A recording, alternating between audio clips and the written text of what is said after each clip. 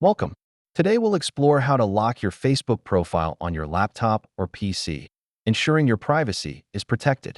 Profile locking restricts access to your personal information, making it visible only to friends, enhancing your privacy. Let's dive into the step-by-step process of locking your Facebook profile on your laptop.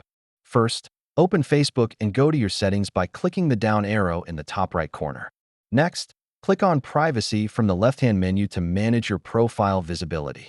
Here, you can adjust who can see your profile and its content. Choose Friends or Only Me for best privacy. Select Lock Profile to finalize your privacy settings and secure your account. To ensure your profile is locked, simply view your profile from a different account. Remember, privacy goes beyond locking. Adjust your post settings and be mindful of friend requests.